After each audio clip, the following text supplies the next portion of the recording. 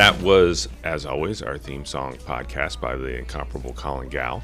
Normally, I talk about how I'm here with my Collins coffee mug, and I do not have my Collins coffee. You've betrayed him, but for I haven't betrayed him for a purpose. I mean, it's for a okay. purpose. It's recognizing that I got a new coffee mug from our last guest. If you listened to our last podcast with Mark Summerson, we talked about how one of my favorite lines from his morning run column was when he said, "Don't geld my stallion, Ginther," in reference to the regulation of scooters. And Mark sent me a coffee mug that has "Don't geld my stallion," and it's got some scooters on it. And it's got a picture of scooters on it. Which I don't want to correct you, Steve. That was 2 episodes ago. So, I mean, you should listen to all of our episodes to be sure. I do listen to all of them. No, you're on the episode. You don't have to listen. I'm telling our guests, if you want to hear about the Don't Geld My Stallion, go 2 episodes ago. Yeah. Okay. Gotcha. Makes sense. The other thing that has happened is I have on a new sweater. Yeah, and I mean, should we get into what happened to my sweater? Well, we'll talk about that first. But do you want to read? Do you want to read the note? We started a way to interact with our listeners, and we have 2 email addresses that were kind of. Is the phrase beta? Are they in beta right now? We're trying to pick which one we're going to settle on. So one is fanmail@UA, and the other one is... Get it right. Fanmail@uaoh.net. Oh, you got the whole thing. Okay. Right. And the other one is hatemail@uaoh.net. Thank you. And so we've got some actual real comments and some not real comments. Yeah, but you sent one yourself. I did send one myself to try to bump up my prestige on the show. Didn't even use a burner. I didn't use a burner account or a pseudonym. I just owned it. So... Yeah. But this one's real. Chose not to go full Kevin Durant on that. Yeah. So we have cried about our sweaters, and they're usually red. But Steve's wearing a nice, what'd you call it, a turquoise or a teal? Teal? EJ, you think this is teal? Yeah, it's more teal. Yeah. It's very, not aqua? It's not aqua. No, it's not aqua. Green. Aqua's closer to seafoam. This is just painting a picture for our listeners. So we got a very nice note, and we got new sweaters to replace our holy $5 Amazon ones that were probably not made with the highest quality. No. Just in case you think no one is listening, these look just like the ones I saw at the Fred Rogers Institute at St. Vincent College when I was doing some research there. That's from Vicky. From Vicky. Vicky Zust. Vicky is the rector at St. Mark's Episcopal. And she also sent us a note to fan mail, and part of her note to fan mail was that given her vocation, she could not bring herself to send one to hate mail because she thought there was already too much hate in the world. So, Vicky, thank you for the love.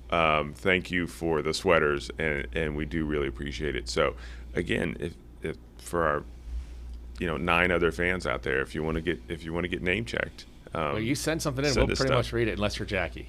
Yeah, yeah. Who had wanted to be doing the reading of our fan mail. Oh yeah, so she's always trying to get on the show, and she pitched like a bit where she would read all the comments for us. And then she does a work from home day today, so Jackie, she could have been on. We were going to do it. You could have been on today, but no. Sorry, I guess Darren will do it all the time now. Yeah, or somebody will do it. So we are making good use of Darren's sweater today, or I'll call it good use of the sweater. Maybe final use. Because why has it got to be final? Because we'll explain. we have our guest here today, the incomparable Officer E.J. Windham, who is going to talk to us today about a couple things. But EJ's kind of internet famous. I mean, you may have seen seen EJ on Twitter because a video of him doing the hokey pokey with a bunch of our kids went kind of viral. How many hits did that kid? I stopped. I mean, I try not to follow that stuff. You don't do it for the fame like Steve and I do. Yeah, I mean, it's like people are like, "Hey, you went viral." I mean, can you give us an estimate, like more than 150? Oh yeah, it was like 150,000. Oh wow, yeah. Okay. I think legit viral. Literally, I think I had stopped it at 150,000. I was like, okay. I'm already famous. You can't be more famous than famous. So, but if you've seen the video, you know that EJ spends a little time in the gym. Is that fair to say? Amongst other places, right? Yeah, but I mean, you're much more gym-like than me. Yeah. So my guns are just going to be like develop. Your guns are like There are no guns. The They're little unloaded. kid water pistols. Maybe a super soaker. So I'm just thinking the sweater No, might be not a super soaker. a little water. stretched out for me. Yeah. So EJ kind of worked himself into the extra large, and Yeah, it was stretchy. yeah, it stretches. Yeah, it does stretch. We'll see if it bounces back, EJ. That's all I was saying. I will try it. Well, if not, I guess I have a new sweater. Oh, and to be fair to me and my not super buff physique, EJ also has like a uniform on, which has more bulk to it. Yeah. Thank you. I needed that. It made me feel I was good. doing that more for me because I'm like, man, I am scrawny. So the other piece of the introduction here. So I talked with one of your colleagues yesterday, who was feeling a little sad about not being on the podcast today, and Who is it? it was Sergeant McKean. Yeah, I was going to guess. And I told the sergeant, I said, here's the issue. To be on this podcast, you have to be able to talk at least a little bit about team sports and the fact that McKean has never done anything team sport oriented. Right. So Well, some really bad analogies maybe from here to there. yeah, exactly. So anyway, EJ, welcome. Thank you. Thank you for having me. Thank you for doing all the great work that you do. You want to tell the folks a little bit more about kind of what are the things that you work on here at the city? Yeah, so for the last 6-7 years, I've been school resource officer. With that, I do teach the DARE program to fifth graders now. It used to be fifth and eighth grade. So since we now have school resource officers in the middle schools, we're all responsible for the DARE curriculum in our own schools. So right now I'm doing DARE in fifth grade, and I also am the director of Safety Town. Okay. So Safety Town's had some pretty big changes this year. You want to talk about the changes we've made to Safety Town? Yeah, so Wait, before you do that, can you give us a brief description of what Safety Town is? Safety Town is 4 1-week sessions of fun learning and a great time. For So what age? it's teaching little kids, kindergarten, first grade, basically different ways of how to be safe. We have water safety, we have bike safety, pedestrian walking safety, poison safety by way of branding of cleansers that we all have around our homes, how it can be, the color of candy or a common drink that we all know, but it in fact is some kind of cleaner. We talk about bus safety, fire safety, smoke safety, and then we have a police day where we kind of, introduce them to our cruisers and talk about different forms that law enforcement officers can look like, whether it be in a helicopter, motorcycle, bicycle, cruiser, or whatnot, and just how to reach out to us and kind of soften, because our uniforms can be a little bit, kind of scary to them at times. So we want to kind of smooth that out for them. Yeah, I didn't mean to interrupt. I just didn't know if people knew what that was. So now you can tell us about all the cool changes. Yeah, you're fine. So Safety Town used to be 2 1-week sessions. We've changed it to 4 1-week sessions, and we didn't cut out any curriculum. We just massaged the schedule a little bit to fit everything in.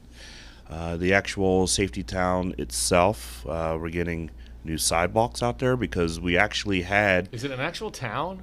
It's an actual town. It's right there at Greensview Elementary.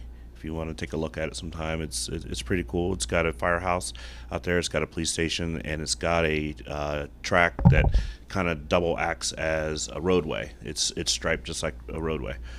The one thing it missed was sidewalk. We talked about sidewalk safety, but we had to explain to kindergartners and first graders to imagine a sidewalk. Well, you can understand where that so went. well, did it? Right, that didn't go so well.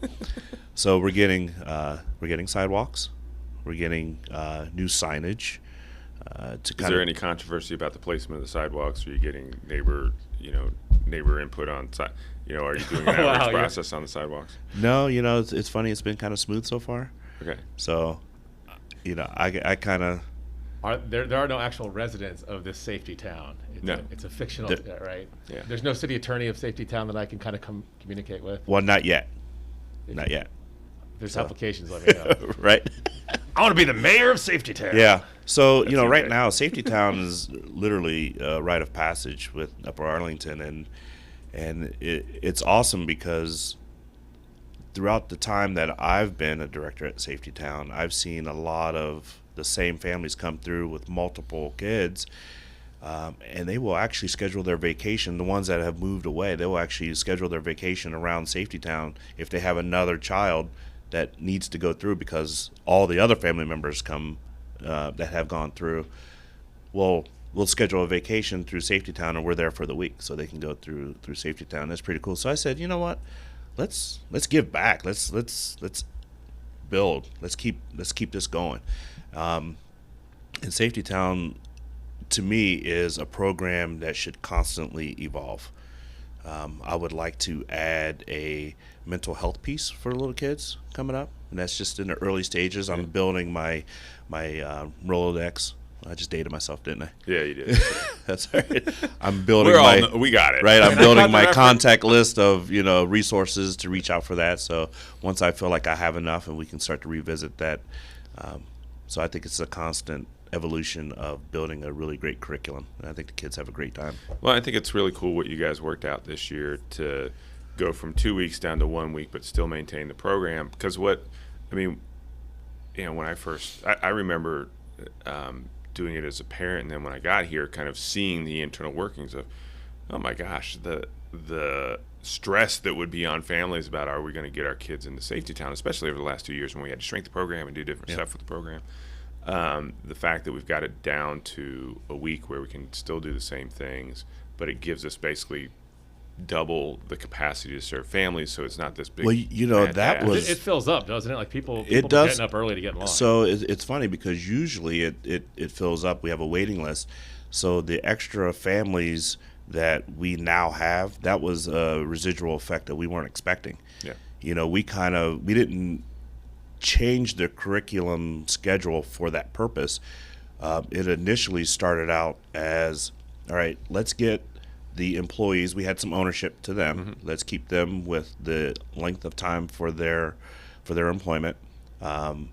We had to shrink our class sizes down because of distancing back in 21. Yeah.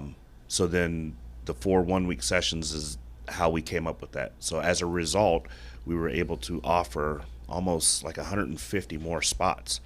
And it wasn't until we did that total at the end, we're like, oh wow, we've considerably added more numbers.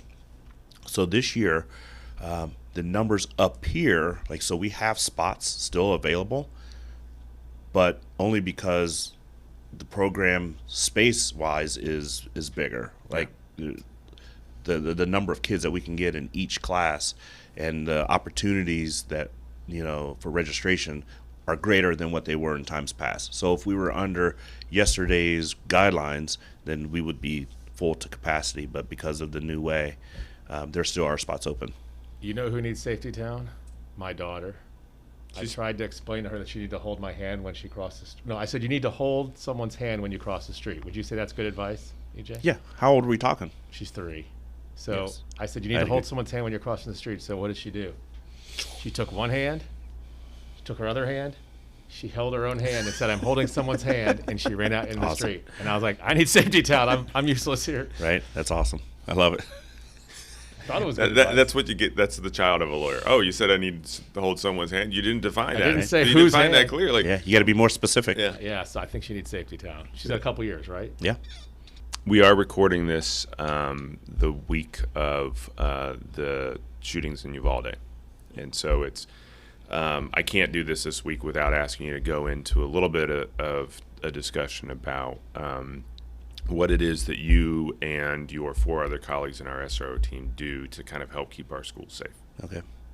Well, I do appreciate the conversation, because I think these are tough conversations that we often will try to avoid just because they are tough, but I think we have to visit it. That's how we learn. And, when we have these conversations, it doesn't come by way of criticism. It comes by way of education, and let's try to help maintain some type of building blocks to make everything better. So the school resource officers in Upper Arlington basically, obviously, main focus is everyone's safety.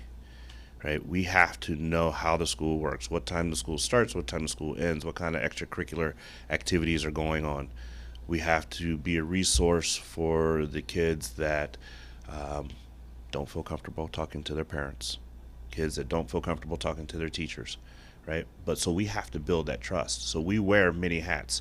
We try to get into the classrooms as much as possible to get face time and to build that rapport with the relationships, not just with the students, but also with the staff. And it's tough because you have to remember this is piggybacking what we went through in 19 with the social injustice, what we went through in 20 with COVID. I mean, we're still in COVID, but it's all those things where law enforcement isn't looked upon in a positive manner. But we seem to still keep powering through, and it's because the kids, like, I don't know how often you guys work with kids, but kids are great. Like, they're resilient, and that's what keeps me going. When I was 15 years in my career, I saw a pattern change of just society, just people not really respecting each other and not really respecting themselves. And I felt like there was nothing I can do to help change the adults that I had interactions with. So then I said, hey, why don't I try to get myself involved with schools, right? At least I have some kind of input with the kids. So being a resource officer helps that input at all the levels: elementary school, middle school, high school, even with the safety town. So the resource officers are the folks that kind of wear all those hats to help bridge that gap. I think there's a misconception that people think, oh, you're a SRO, so you're there just trying to arrest people. Right. And it's not about that. They're right. They refer it to as the pipeline to incarceration. And it couldn't be further from the truth. As a matter of fact, it's one of our policies that we aren't a part of the disciplinary process in the schools unless it's a criminal offense. And that's important because, I'm an open book. I'll explain that to my kids at any given school. Hey, listen, I don't want to be a part of disciplining your class because you guys are acting up. That's your teacher's job. That's your assistant principal or your principal's job. If I get into that role, you're never going to trust me to reach out when you have things that you need to discuss with me. Right. So, and that was when we first started this. It was hard because we had to kind of build that relationship with the staff and the administration of what our roles were. Right. And everybody understood, and that's important because we're always looked at the disciplinarians. We're the Thor's hammer. We're the ones that come in and lay the law down. Did you just drop a Thor's hammer reference? I knew. God, why'd you do that? I like Darren's going to go Marvel down. comics. Well, because I'm a Marvel guy, so. I'll be back in 30 minutes. new favorite guest right here. And I think it's important because a lot of people, I'm fortunate to get to work with police officers every day, but most people, I think, their primary interaction is when something bad's happening to them because someone did something bad to them, or when they're maybe doing something bad and the police have to intercede. So I think it's great for young people to get to see you outside of you're in trouble or you got something bad happen to you context. It's being proactive. And I've gotten to see, just with kids in the schools, kind of the interaction, especially at the middle school, in particular with Travis Goodman down at Jones. And the more adults that we can put in the schools who are there to simply be an adult for kids to have a positive interaction with, or somebody else who they feel like they can talk to. You never know which adult 100% a kid is going to choose. So you got to have as many options there for them to choose from. And I keep looking at right below, it says Windham Police, and then there's this little pin that says CIT, which is your Crisis Intervention Team badge. And I think all 5 of you guys are CIT trained. You want to talk a little bit about CIT training? CIT just gives us the tools to help individuals in time of need. A lot of what we've seen in society now comes by way of mental health crises. So if you can start to try to get a handle on it by just understanding, I think that's where a lot of people kind of fall, is they don't understand what it means to have that mental instability, and or why that person is acting the way that they act. So when you go through our CIT training, we're all instructors, so it kind of helps you understand the different levels of a crisis that we all go through, whether it's minor, whether it's major, right? You can't downplay any of that. So as a police officer, we deal with people every day, different walks of life every day. I don't care what community that you live in. Like, we're the ones, as a police officer, we're the ones that are seeing what's going on behind closed doors. Right? Everything, just because you have a shiny, expensive car in the driveway or a nice house doesn't mean that things aren't happening behind closed doors, right? And we don't judge, right? We don't judge. We understand that, you know what, life is filled with unfortunate events. You don't pick and choose what has happened to you a lot of the times, but let's fix it, right? So this crisis intervention training kind of gives us the tools to help with that at all levels. And that's kind of why I wanted to start implementing that at the younger age, like with Safety Town, because I think the kids also too need to know. I'm a big, like my kids are always telling me, Dad, you always give me a life lesson. You're right, I am giving you a life lesson, because Kind of your job. life is tough. Life is tough. So, and I think as a child, no matter what age, if you can understand that life is tough, life isn't fair, and this is the tools that you have to get through, then not only can you help yourself, you can help others. Because if you don't take care of yourself, then there's no way you're going to be able to take care of someone else. There's no way. So as a police officer, we owe it to you guys to arm ourselves with as much knowledge and as many tools to have that option, because you need something different than you. You need something different than you. And I want to be that guy. Like, officers always want to help, right? That's that common thing. You just want to help people. We never want to be in a position where we can't help, or we're there but there's nothing we can do. It's a bad position to be in for us. Well, one last thing that I do need to jump back to Safety Town and clarify, because I know this is the thing that people are this is the question that everyone will ask. We've changed the curriculum. Is the hokey pokey still going to be part of the Oh, hokey pokey, definitely. Okay. This is a staple. Darren's looking at me like I'm I have no idea what crazy. you're talking about. But So you're the funny thing is, being a director of Safety Town, and I'm the SRO in the elementary schools, that's the one thing that I always get is the kids, and I love it because it kind of, everything's coming true, right? Like before my eyes. Like, I talked to you in Safety Town, now I'm in your school, and they say, I remember you, right? You were in Safety Town. I'm like, oh, well, what do you remember about Safety Town? Like, it's a constant review. Here we are again. And I said, oh, do you remember any Safety Town songs? I remember the hokey pokey. So this is how I got, the video. Yeah, right. So I said, you guys remember the hokey pokey? Well, let's do it. Right? Is it straight hokey pokey, or have you adapted it for a safety? No, it's straight hokey pokey. It's old school. These kids are ready to go to any wedding anywhere. So they're not only safe on the streets, but they're ready to go, be at a wedding way too late. Right? As you're ready to update your curriculum, are you willing to integrate like the electric slide, some of the other line dances? All right, so Just throw it out there for future. That's a little much. I think we're going to stick with what we have right now. Like, I'm always opening up to new things, but I'm just trying to think of all the other wedding songs. I mean, safety is important, but being able to dance at a wedding is another life skill. This is, you know what they should have you do? Or actually, I think you should task Travis with this, because I just think this would be really funny to see. They do dance class at the middle schools. I think you should have Travis Goodman has to start teaching a dance at the dance class. I would definitely be on board with that. So we'll bring that up in one of our meetings. Yes. And I think that would be, talk about things that'll go viral. Yeah, I love Travis because he's always on board to try new things. Like, and let's here's do the this. test, to see if he's listening. Travis, if you're listening, you don't want to do this, just tell us within a week. Otherwise, we'll just assume you're cool with it. Yeah. Right. Yeah. All right. Well, listen, EJ, as always, thank you, my friend. This has been really good, really informative, and thanks for everything that you do. Yeah, I appreciate it. One final question No. now that we're I want to know if you liken yourself more to the Avengers or like the Guardians of the Galaxy or another team. So You mentioned Asgard, so we got. So just for the record, Brian Hedge just like took his just gave up. took his He's done. headphones He's cut- off in he turned it disgust. off. Right. He turned it off already. So I'm gonna have to say Avengers because my guy is Iron Man.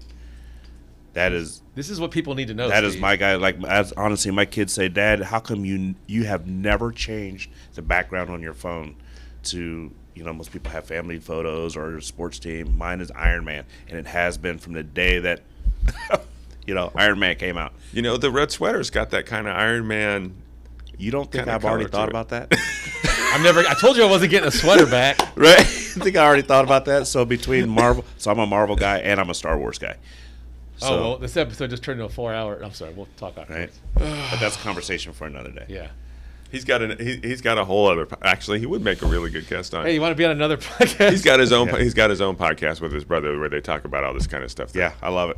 Yeah. Absolutely love it. All you do is steal guests from this podcast. To take on you. Anyway, I have done that. Yeah. so we're going to transition over to somebody who EJ has known for a long time.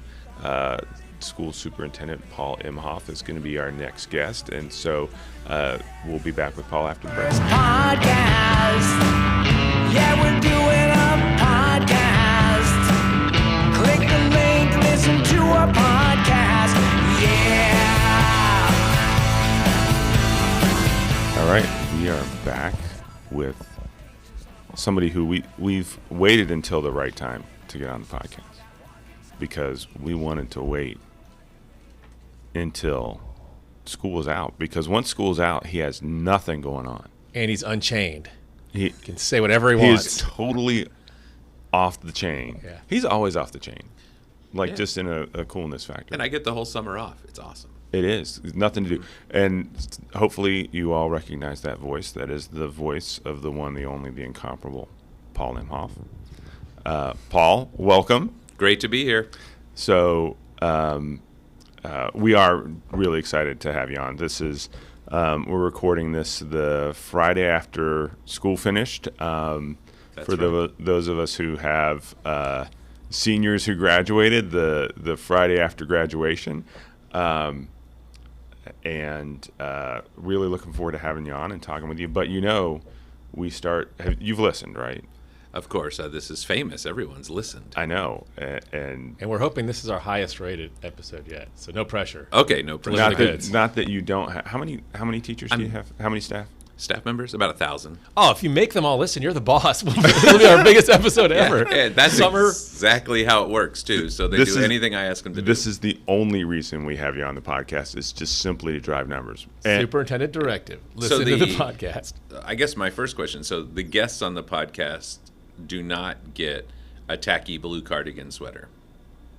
Is that a request or a Not relief? just a question. So we've got actually. You know what we need to have him do is we had EJ put on the sweater, and EJ. I know EJ pretty well. He's a good man. I think we need to have Paul put on the superintendent. We're going to put Give the him the two sweater. pictures side by side, and we'll have a Who wore it better? who wore it better. well, EJ's going to win that battle, but It looks a little, as you might imagine, it looks beyond medium on EJ. Well, to be fair, he has like all his gear on underneath. Yeah, I think even without the gear on. He's got some guns.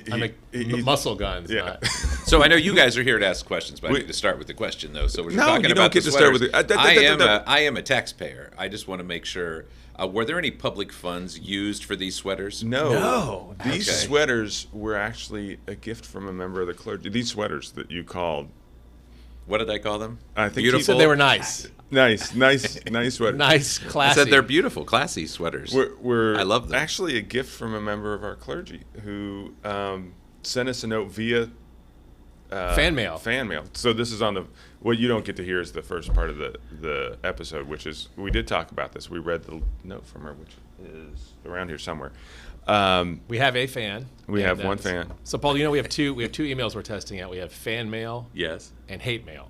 So that's where you can send your comments. And one of our fans, The rector at St. Mark's Episcopal sent us these. Oh, well, she's awesome. Yeah, because she had seen these at the Fred Rogers Museum Mm-hmm. in Pittsburgh and thought they would be very nice for us to have on the podcast. I'm a big fan of Mr. Rogers. Yeah. The red ones that were our go-to were purchased by Steve's funds, not public funds. Yeah, So- and it was a little cheap on it. Got them on Amazon. They were like ripping in the same the spot. same spot. The seams were coming undone. But all right, He's delaying the he's inevitable. thrown us off our rhythm. He's So delaying it. we start with our bench cut questions, and for you this was actually pretty obvious. We've got multiple backup plans. in But case we've you got stymie we've got a us. couple sets that Let's we're going to go. run you through because, I mean, this is our version of standardized testing. Yes. Well, let's see. I'm pretty nervous, so let's see how this goes. Do you have test anxiety? Is that I what do you're have telling test us? anxiety. Well, there What we go. Paul's We can get doing- into that in a minute. I used to do this in school where like the teacher is going to give us a quiz, but if we ask a lot of questions, we can run out the clock. See, exactly. That's what he's doing. So here's your start bench cut. It's not my first rodeo. Go. Reading, Writing. Arithmetic, yeah. Right. So I know they're all like all your children. You love them all equally because you're in education. But which one are you starting? Which one are you benching? And which is getting cut?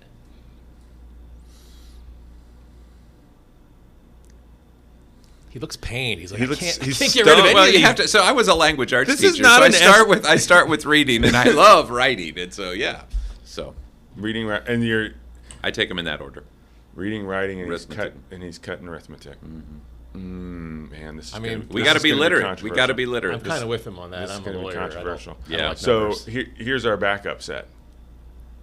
Lunch. Recess. What was the other one? Gym. Jim. Lunch, recess, or gym. Lunch, recess, or gym. Lunch, recess, gym.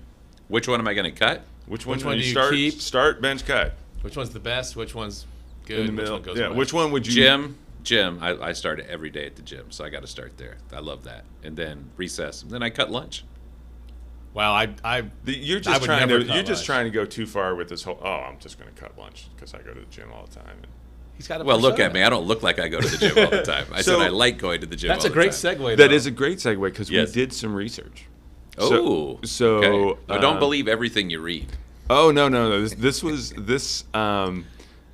We actually reached out to folks because you are actually among the kids who have to get up and lift in the morning. I am. You're kind of a legend because as listeners may or may not know, I have 2 kids who play sports and play sports at the high school and get up for morning lifting.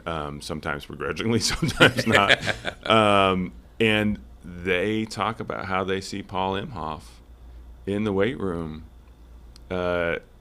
getting it going on early in the morning. So we reached out to some folks who run the weight room and got some feedback. And so, what was the positive where was the results. workout this morning? Because we heard it was going to be pretty tough. So the workout this morning, this was a total body workout. So we were doing deadlifts. We were doing barbell lunges. We did dumbbell bench. Let me see. We did upright rows. The finisher was pushing the sled, pushing and pulling on the sled. like the So- sled that like you see in movies. Yeah, so the sled. So you put plates on the sled. So we have this turf area in the new weight room. So the first couple of rounds, we had put 245 plates on the sled, and we did push and pulls. And then the second couple of rounds, then we added a couple of plates. So then we had 180 pounds on the sled, pushing and pulling. And then the sled obviously has a weight to it too. So push and pull a sled, and it's a 20-yard piece of turf. Do that with 180 pounds of plates on it, plus the weight of the sled. You'll know you've been somewhere. I'm impressed because I started out understanding the exercises he was doing, and then they got more and more like I've never heard of that. And then the sled thing, I was like, I've seen that, and then I'm out once you lift the number of weights on there. I can't do that. So I tried to get the boys to come in and challenge you to a push-up contest this morning, and neither one of them wanted that smoke. They were intimidated. Well, and they're also, I think, both asleep because School's out. school's out. Well, and they should be asleep. Jeffrey's not working this morning, and Nate doesn't have basketball until this afternoon. So my guess is, I don't know, I haven't been home. My guess is they're both still asleep. So, I mean, that's my a pretty narrative safe is guess. they were scared. but I think no, there's an element of that. I don't think they didn't want that smoke. There was no desire to come after it. So you're talking real working out, not like Darren in there, kind of like going on a treadmill working out. Oh no, this isn't 45 minutes on the on a treadmill or on an elliptical. This was this is a real workout. So next time we do the fire Oh, the agility test? the fire agility test, we'll let you know That'd be good stuff. Yeah. and have you come on. And Darren did. I did it. I've had as I think I had foot surgery last year, so that's my excuse for not doing it. Is that You've used that for a lot of things, I'm haven't not- you? yeah, I can't go to that meeting. I got Sorry, I had foot surgery. I was late Yeah. this morning because I was just a little hobbled. And now, granted, it's been a year since my surgery, but but Darren did it, and I would love to see your time compared to Darren. I would say I would love to see that, except I have a feeling now that I would. do not This do is very why I'd well. love to see Yeah, it. I haven't done anything like that since my summer at Fort Benning, Georgia. So that would be. Here's the problem. I've been good. bragging about my time to all my coworkers because Yeah. they don't have any context. So if you go out there and just blast it, I'll be like, that wasn't that impressive, Darren. I think we should let your record stand. I don't know. I think we're gonna get next time. We'll see if we can get it on Paul's schedule. We'll invite you. And then if he says no, this is genius. If he says no, then I can be like, he was just scared of my time. Yeah. I Well, can who knows? build it Maybe up. I'll have foot surgery. It's scheduled. I'm not sure when. I didn't say the day yet. So, part of how you have access to the gym at the high school because you are indeed the superintendent. I am. It's been an interesting couple of years. Yes, indeed. What has been? I'm getting to this is my serious question voice. This is NPR voice. This is my NPR voice. It actually. I'll ask it this way. I got to believe that kind of the working out was one of the things that helped you get through that time. And you've heard me make this joke before. For a while there, it was like every night before I went to bed, I thanked God for not making me choose to be a school superintendent. And two-part question. What were some of the hardest things that you had to deal with over the last couple of years, and then kind of what helped you kind of find the pathway through that? I think everything to deal with the pandemic was difficult because there were so many people who had really different thoughts and beliefs about how it should be handled, whether we're talking about masking or whether we're talking about should we be all in person, should we be hybrid, should we be all online. It all started there. And we'd never lived through a pandemic before in any of our lives. And so the science was developing. And so anyone could Google and find science to support various paths forward. And so it was very difficult to find a very clear path that people would all agree upon and the science would be clear upon. So no matter what decisions were made, we had pretty large segments of people who disagreed, and then other segments of people that angrily disagreed, and they have a right to, clearly. And in the midst of that, kids struggling clearly. And so it seemed no matter what we did, there was no way to avoid just large numbers of really angry people who, at the bottom line, just care about their kids. Right. And that's all it was about at the bottom line. But there was no path, there was no choice a school district could make that wasn't going to result in huge amounts of controversy. And I had never experienced that in my career. I just finished 32 years and 15 years as a superintendent of schools. And in my career up till the pandemic, even in the most difficult of times, I felt like there was always a way to bring people together, to listen, to find a path forward that included all of those voices and would work for most people. In the pandemic, that wasn't on the table. And so it was incredibly difficult. And the other thing that was really difficult is we lost our ability to be out talking to people. Right. And so one of the things that we love to do in Upper Arlington, it's a place where we're a high-touch place, right? And so whether you're the city manager or whether you're the superintendent, you're out talking to people and listening and having the relationships. And we lost all that. And so I think that made it more difficult, too. So how I dealt with it, there were days I dealt with it really well and days I dealt with it really, really poorly is the answer to that. Yeah. During this last year, I've also served as president of our National Superintendents Association. So we represent 14,000 public school superintendents nationally. And in that role, I've had a lot of responsibility as well. And one of the things I've learned really quickly is what's happened here in Upper Arlington has not been unique at all. It's been repeated all over the country. And so one of the campaigns I launched this year for our national association was focused on the well-being of our leaders and our staff. And we entitled it Live Well, Lead Well. And just impressing upon our leaders, you can't do anything for your organization if you're not well. And I think one of the things around educators and public servants, I would say of all kinds, is they tend to take care of everyone else first, and then if there's any time left, do something for themselves. And during the pandemic, that just didn't work because we had a whole bunch of people who had nothing left, and so they couldn't take care of themselves or serve others. Right. So I've been trying to practice what I preach and make sure I am taking care of myself so I can serve and I can lead. And those workouts have been an incredibly important part of the routine. Yeah. So obviously, past couple years have been difficult. Can you point to something where you would say that was actually pretty good, and in the midst of all the bad, something you learned or something that you accomplished? You know, I'm incredibly proud of our staff in the schools. When you think about the pandemic started, so it was March 12th, which was a Thursday afternoon in 2020, when Governor DeWine had a press conference and shut down schools for a couple of weeks. That was the beginning, which turned out to be for the rest of the school year, and we all know how that played out. So then what we did is we basically had to redesign how we did school in just a number of days. And I don't think people understand what an enormous task that was.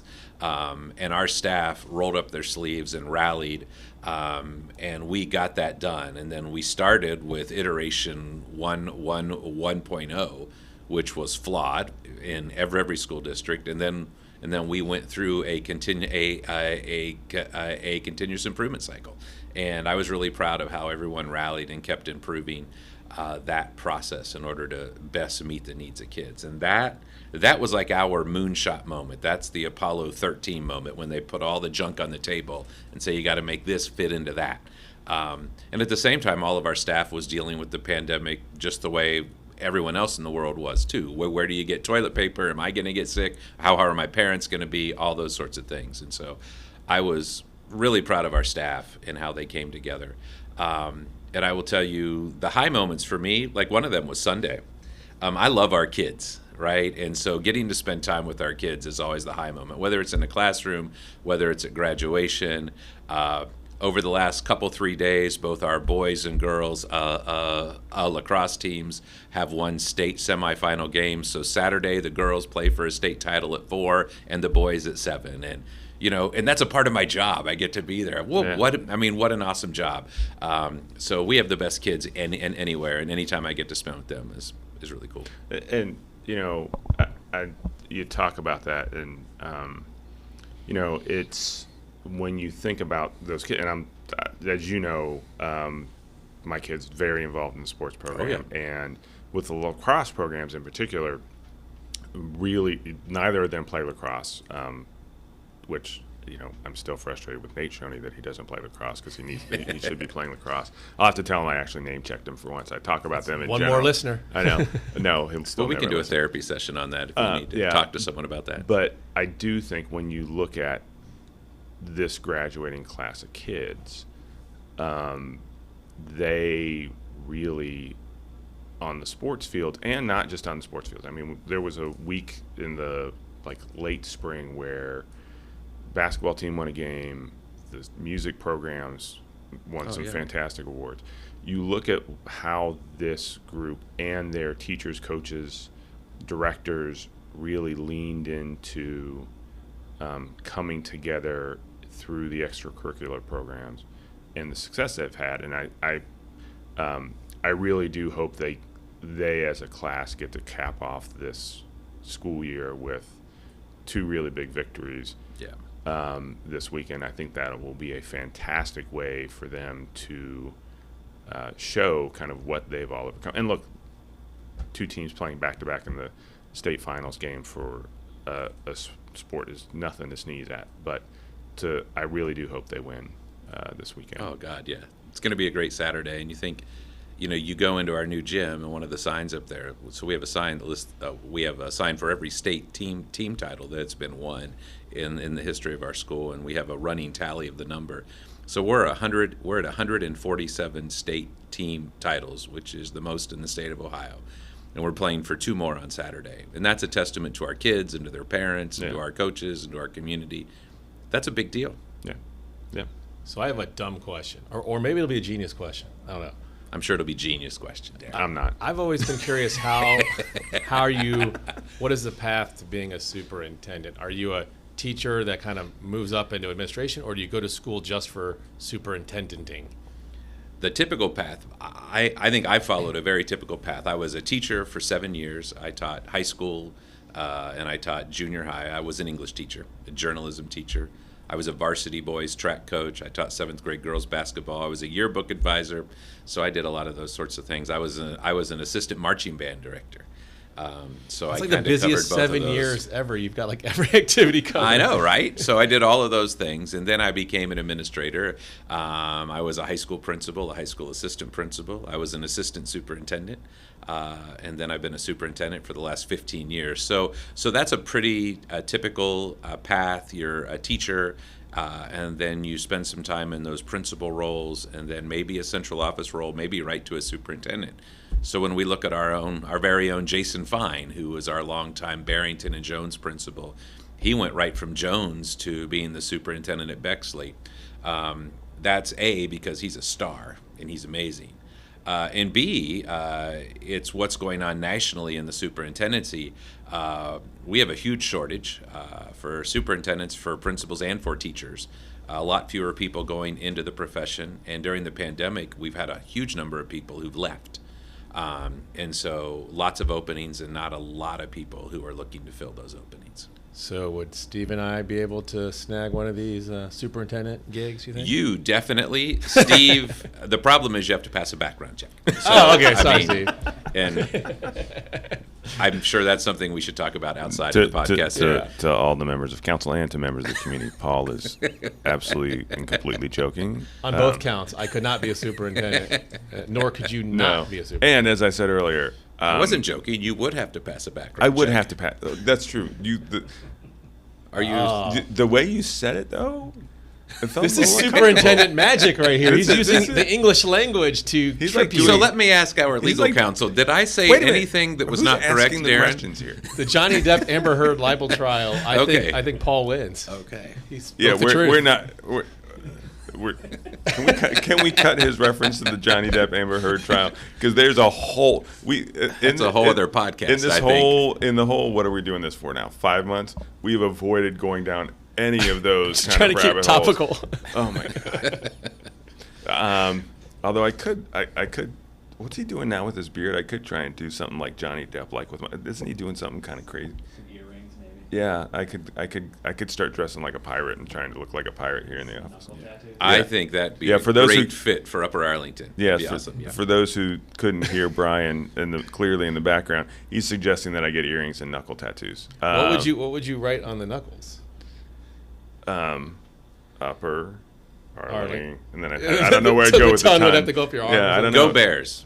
Oh yes, the tattoo has been drafted. I was I was wondering how long it was going to take you to get a Go Bears in here.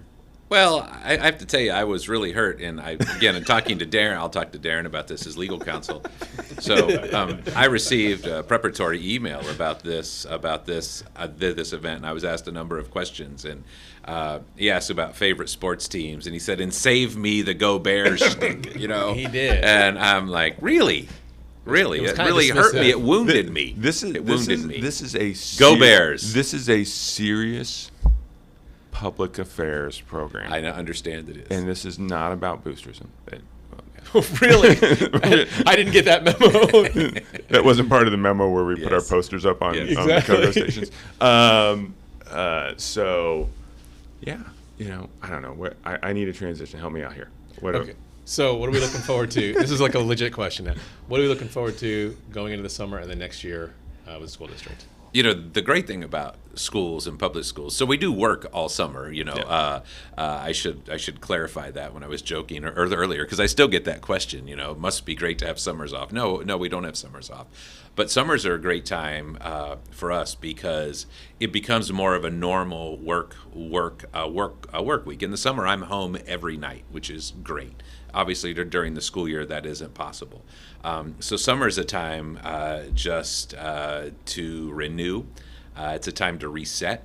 And I think in education, that's something that all of us love. We do a lot of planning for the next year, and there's always that excitement which comes with the beginning of a school year.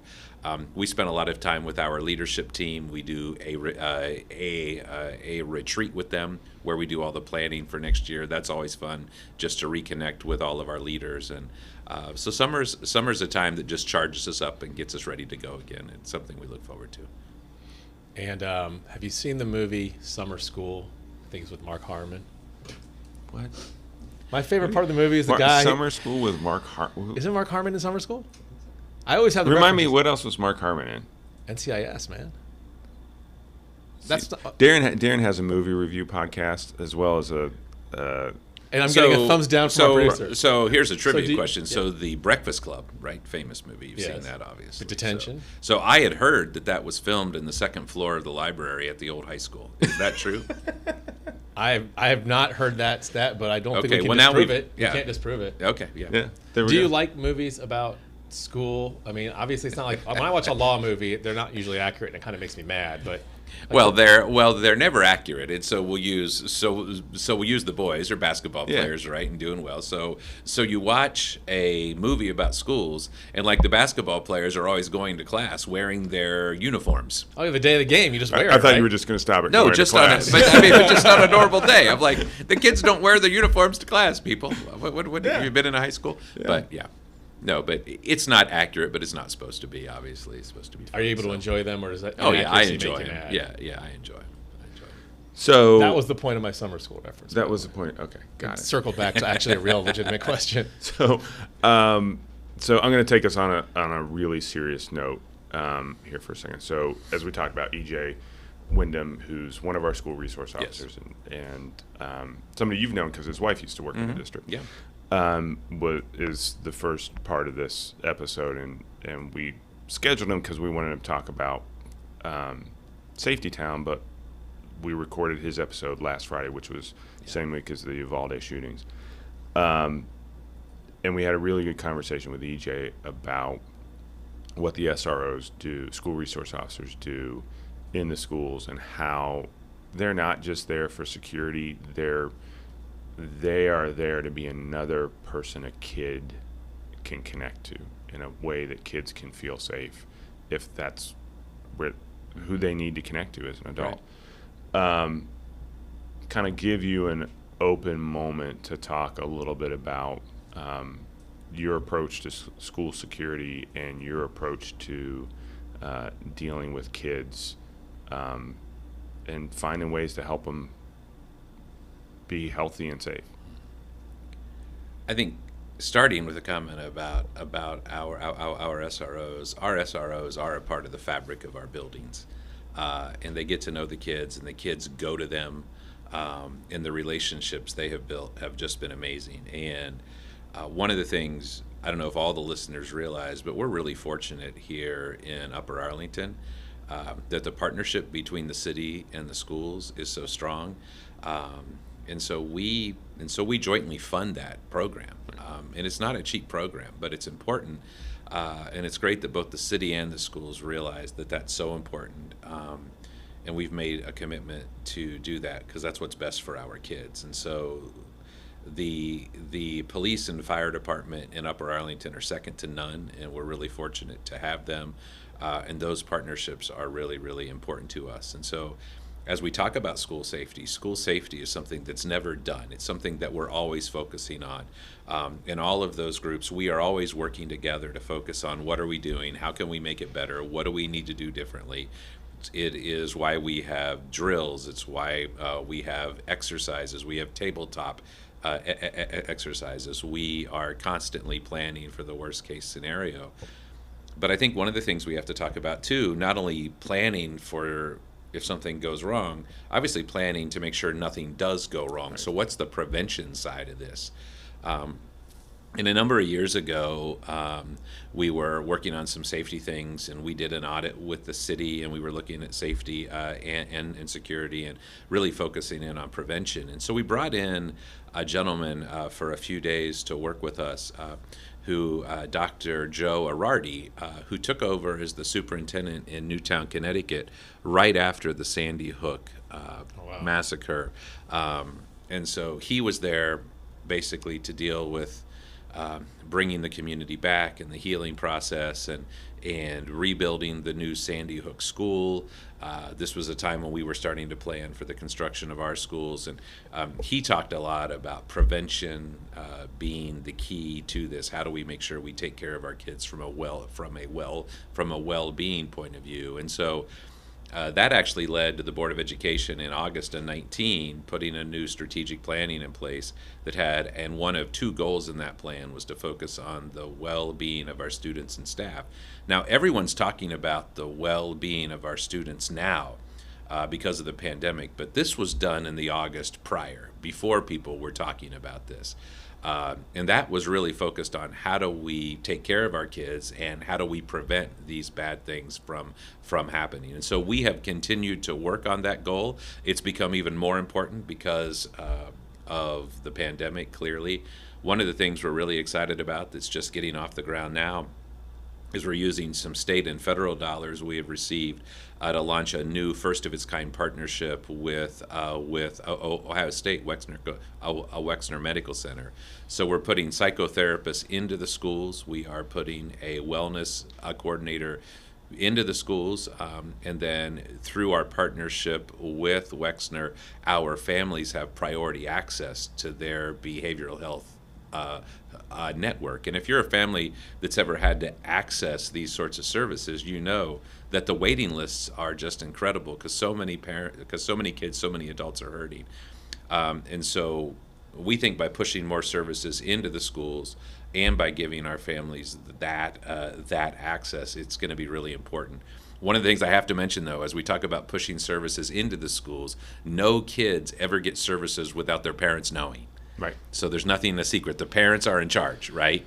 This is the school offering this to parents. Parents can say yes or no, but the parents are in charge, not the schools. And I feel like I need to say that because that's really important point. It gets lost, and Yeah. it gets lost, and I do think there is a perception that you all, and when we step into situations, Mm-hmm. I mean, we run day camps and stuff like that, so Right. we see kids not as intently as you guys do, but there's a perception that we're trying to kind of force issues that we shouldn't be. Our role is to be here and say, hey, here's what we think is the best practice. We're available, and we're here to support everybody, including the parents. And Exactly. I know that's something that your staff also you do an amazing job training your staff to look for what are the issues. Now they're also not miracle workers, No. and there's only so much they can do. But I do think it is a really good partnership. And I would just add to families too. So these issues can afflict any family and any child. So no one is immune, and there's no shame in this. It happens in all of our families, and so if you're dealing with something, ask for help, and we will come alongside of you, and we will help. Sometimes I worry that some folks still have some embarrassment or think there's a stigma to this. This is a health issue like any other health issue, and we want to come alongside of you and be a part of the solution. Well, I think one of the things that I've taken away from the pandemic, and I've kind of really kind of knew this, but the the pandemic made it just so abundantly clear. Everybody's got something going on. Yep. I don't care who you are. I don't care where you live, what you drive, what you think you present. Everybody, my assumption is everybody's got something going on. And, you know, I'm not going to ask you what it is.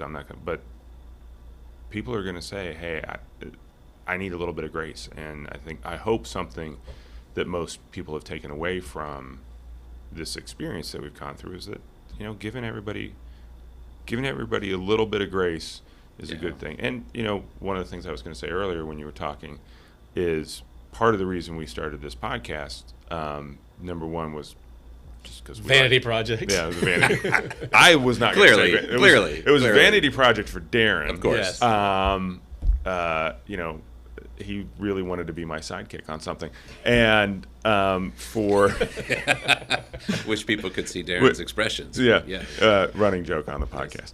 But it is also, I think, a chance to just simply humanize, remind people we got away from talking to, as you said earlier, we got away from talking to each other. And one of the things that we love about this process, I think I can say we on this, You can. is, well, you don't even know what I'm going to say, which is awesome. That's the best. That's a sidekick job, man. Precisely. Ed McMahon. Good one, Steve. Right here.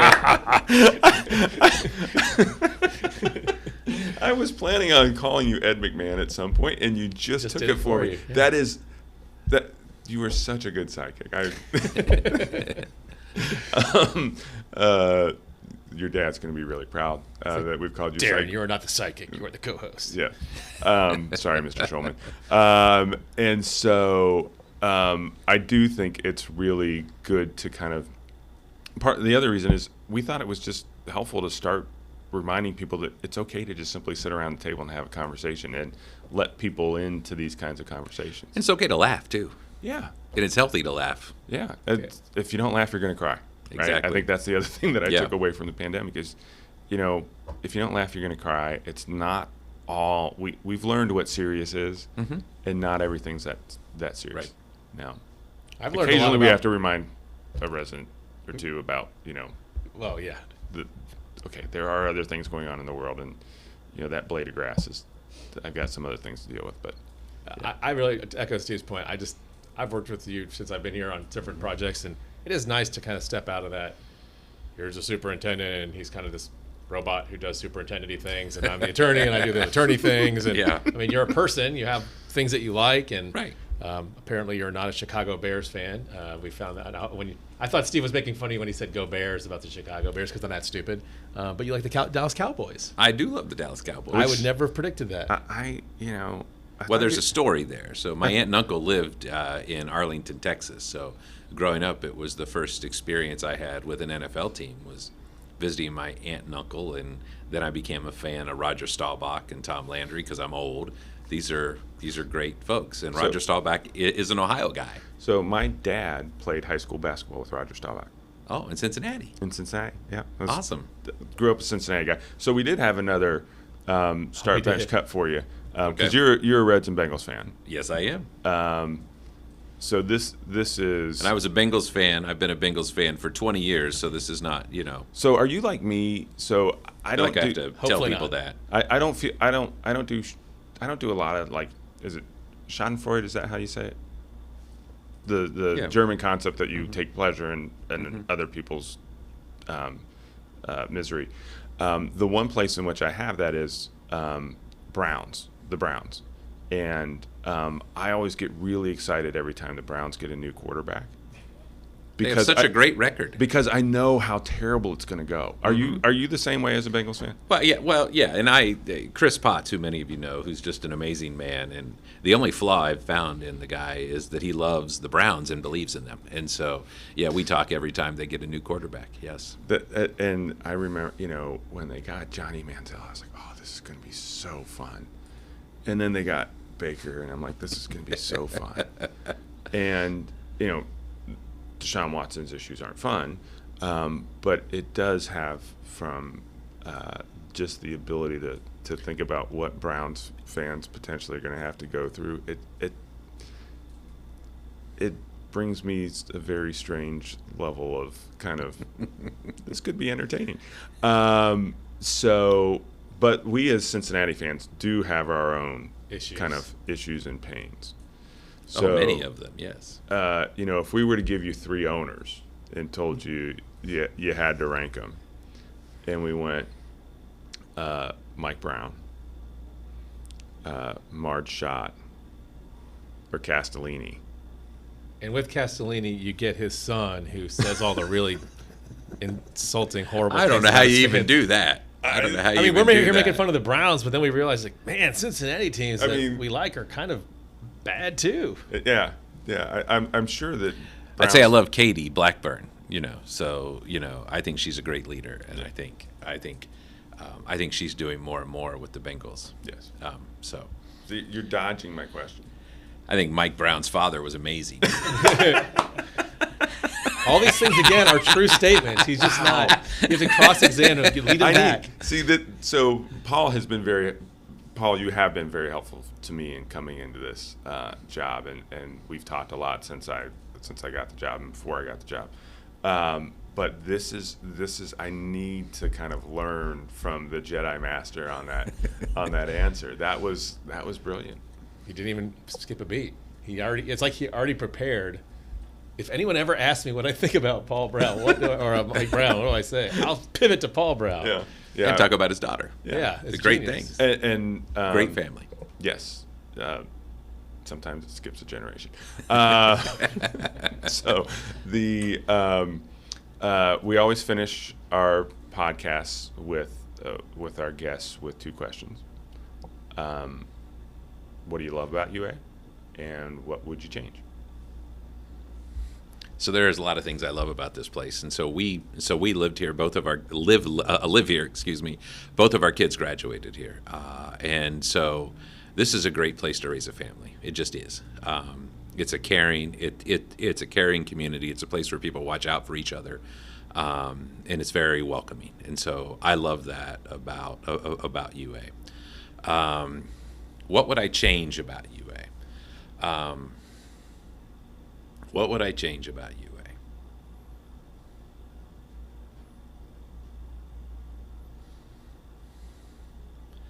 I think at times, we could all do a better job of taking more time to listen before we start yelling at each other. And I think that goes beyond UA.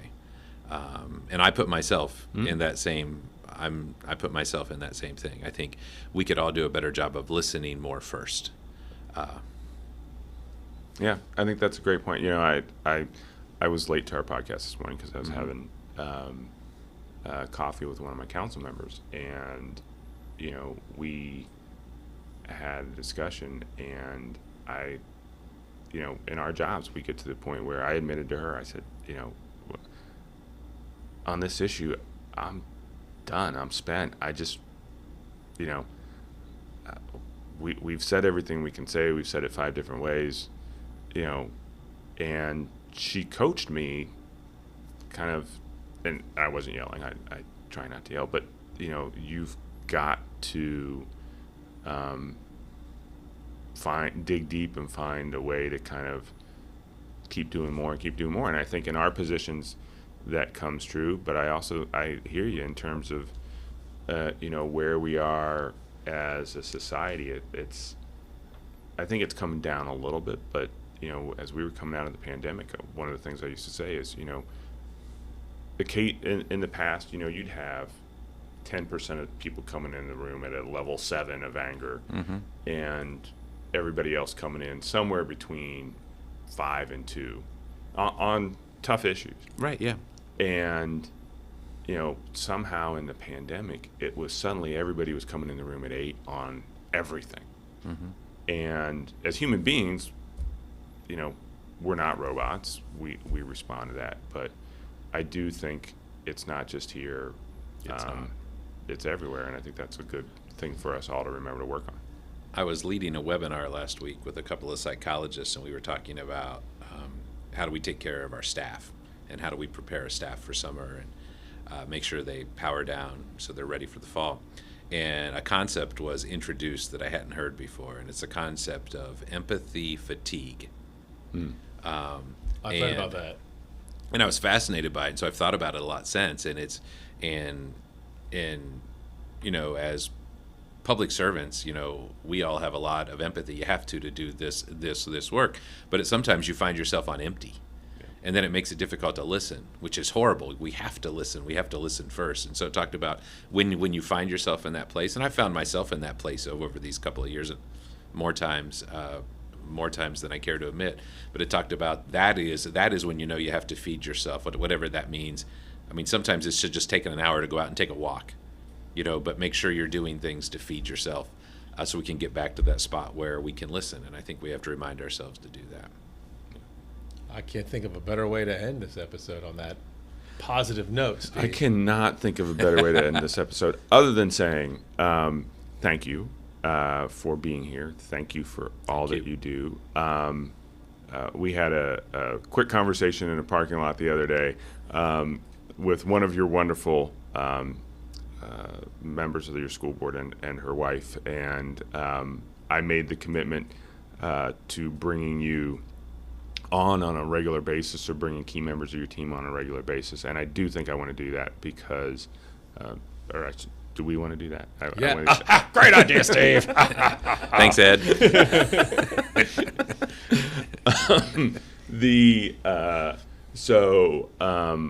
Because there is no more important partnership for the city than the partnership with the schools, and we're not always going to agree. Same's true for us, going the other direction. Yeah. But I think, continuing, one of the things that we're really lucky about in this community is having such great partnership and having our interests align so frequently that it allows us, when they don't align, to kind of walk in with trust and really just focus on solving problems. So thanks again for coming on. Great to be here. Thanks for all that you do, and go Bears. Go Bears.